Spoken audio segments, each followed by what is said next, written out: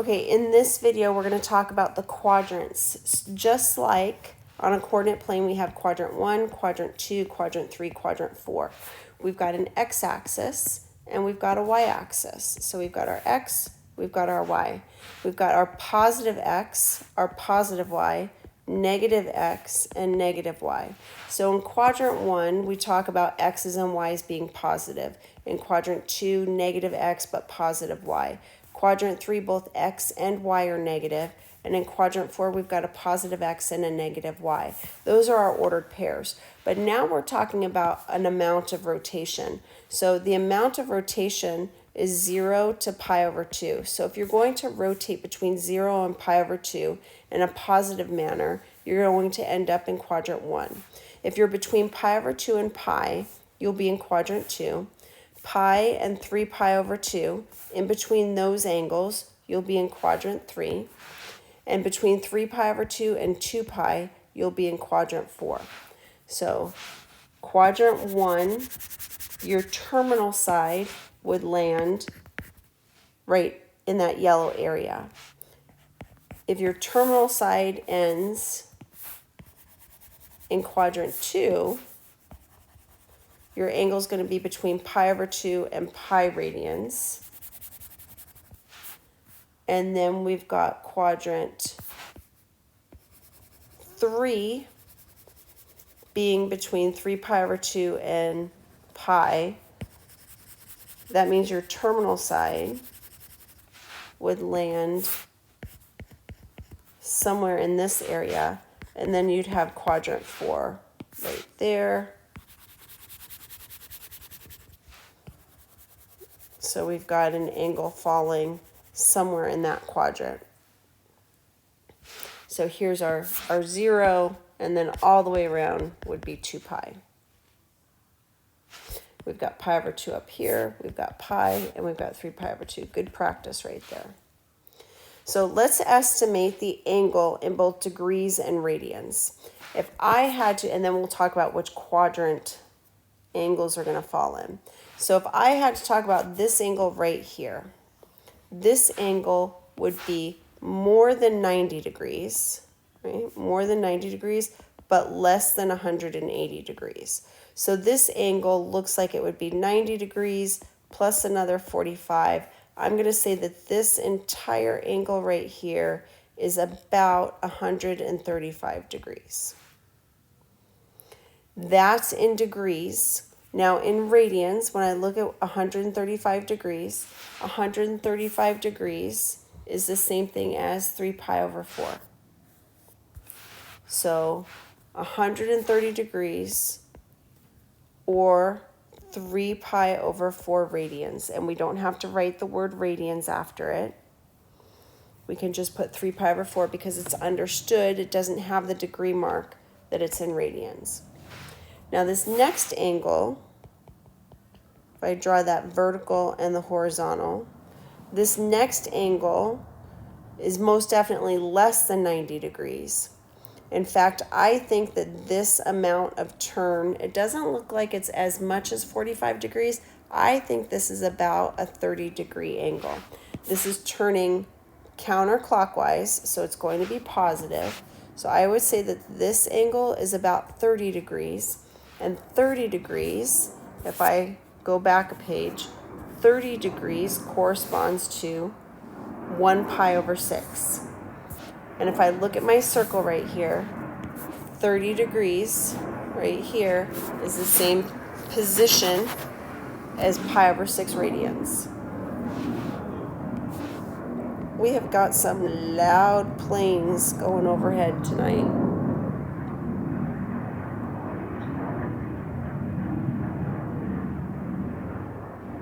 Okay, on this next angle,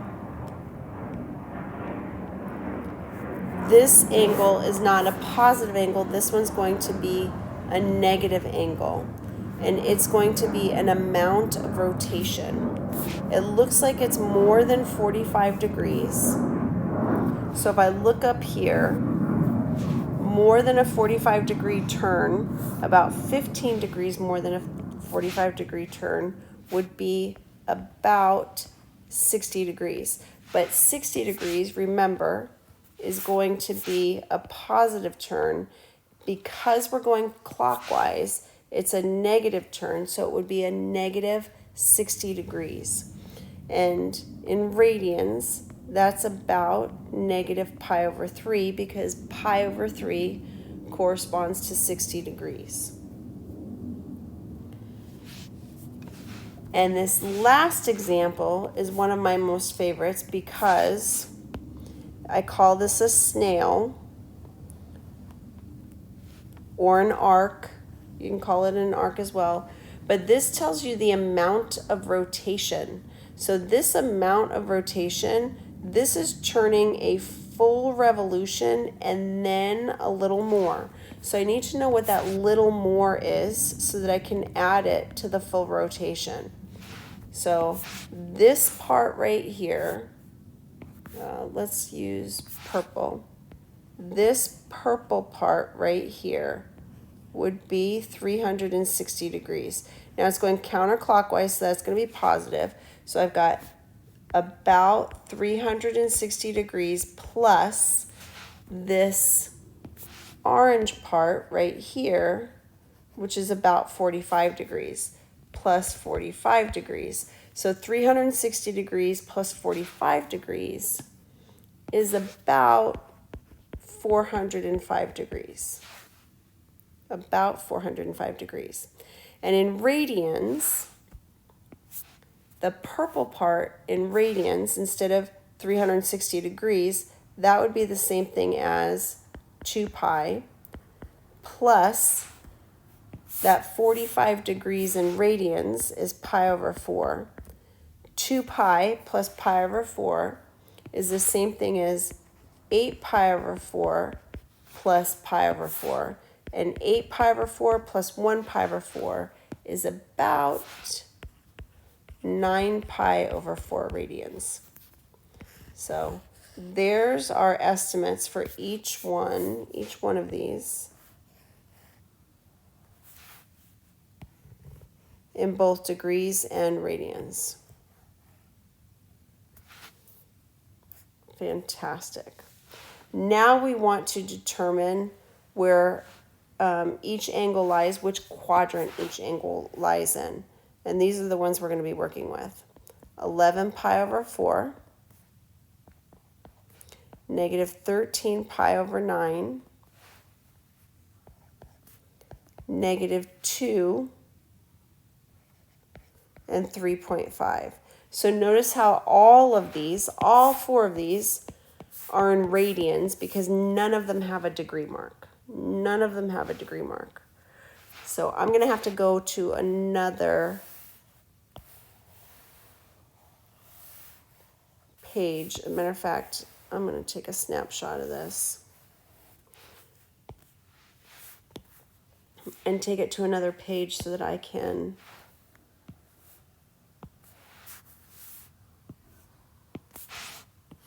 there we go.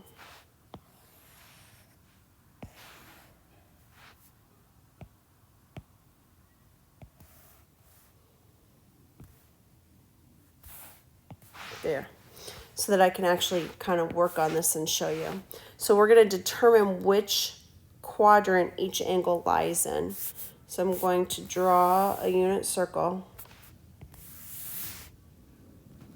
Now, the more you are able to do this, the easier it's going to get for you. So the more you have this memorized and can reproduce this pretty quickly, the better off you're going to be. So I'm just going to label the axes for now, 0 to 2 pi, and then pi over 2 pi and 3 pi over 2. Now 11 pi over 4, 11 pi over 4.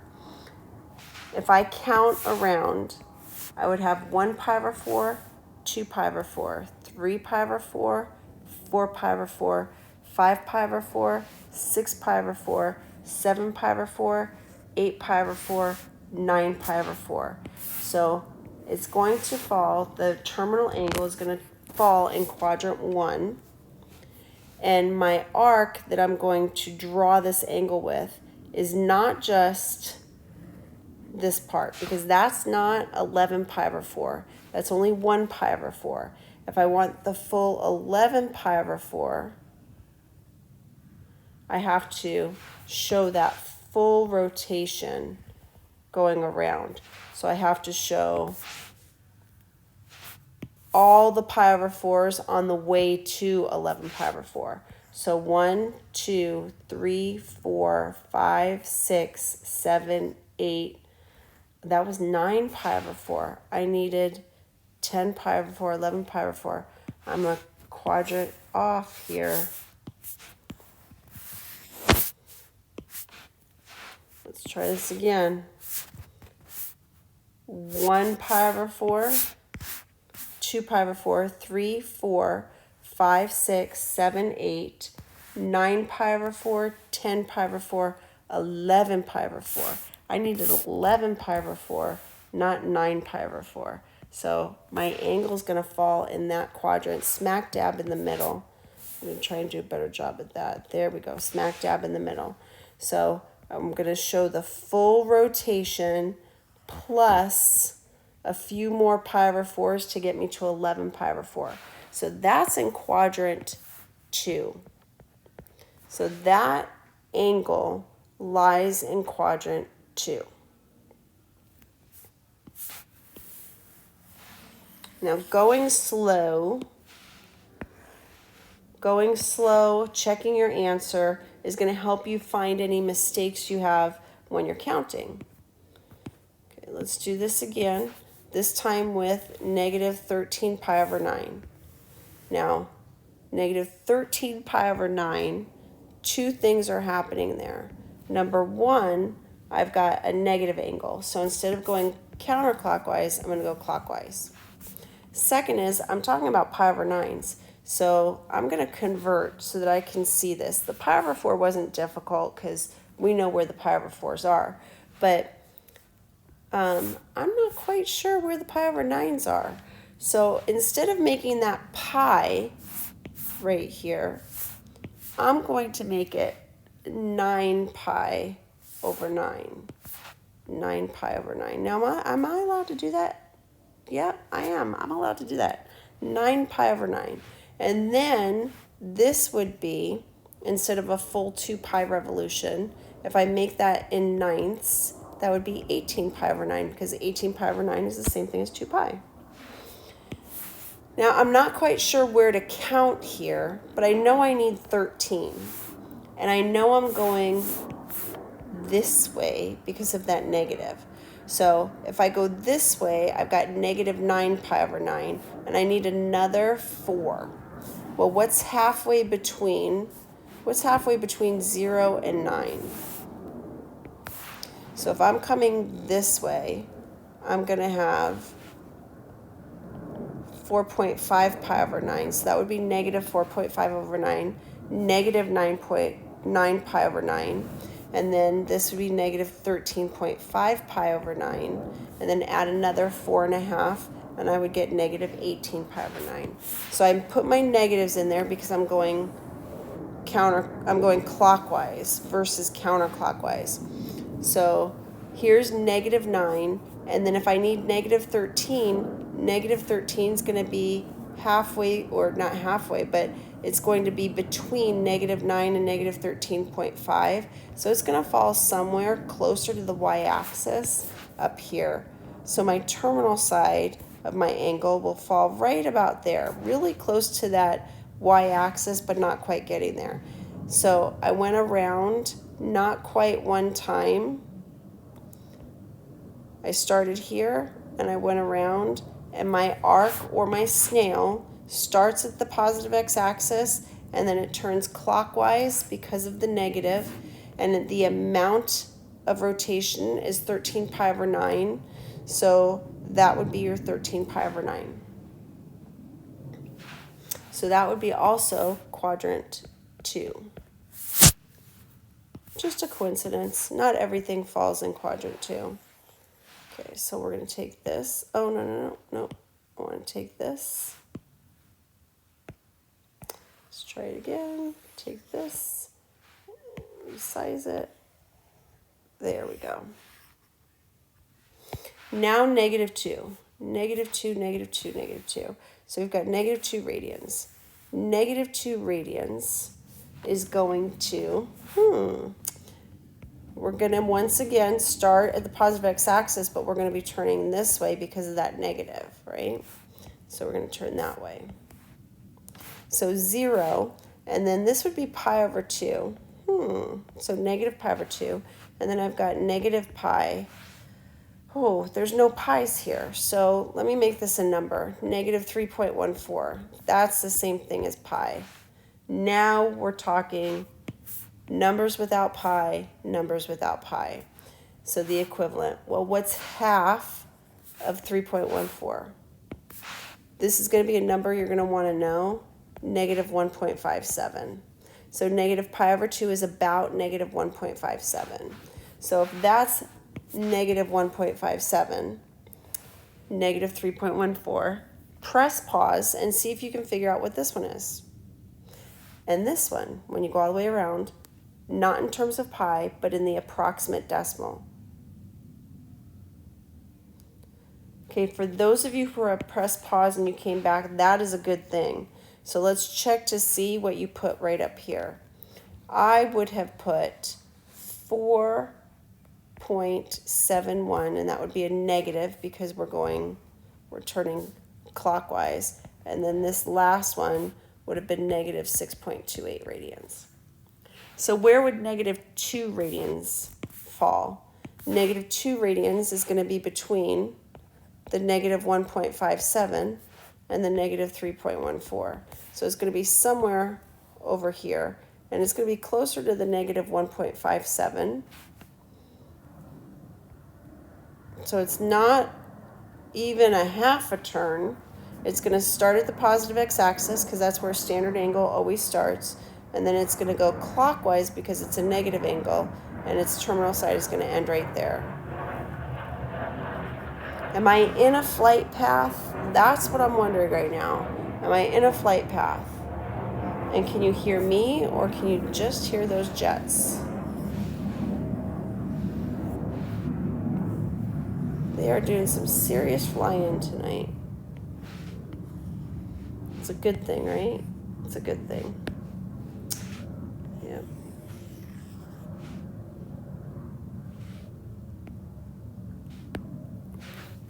Quiet is nice though too. Okay. 3.5 radians. Now we're going back to a positive rotation, which is counterclockwise. So I'm going to be working counterclockwise. And again, this is without the pi. It's in radians because it doesn't have a degree. So instead of writing pi over 2, I'm going to write 1.57. And instead of pi, I'm going to write 3.14. And some of you are going, where did 1.57 come from? Take pi, put it in the calculator, and divide it by 2. You get 1.57-ish. And then down here, you're going to have 4.71-ish, and then you'll have 6.28-ish. So where would 3.5 radians be? You start at the positive x-axis. We're going to turn counterclockwise to 3.5, which would be somewhere right about there. And this would lie in quadrant 3. And I didn't write that because I was so distracted by those jets flying overhead that C was also quadrant 3. So that's how you can tell what quadrant your angle is going to fall in. Now we've got a few more lessons associated with this, but I think that this is a fantastic start. So that's where we're going to finish this video.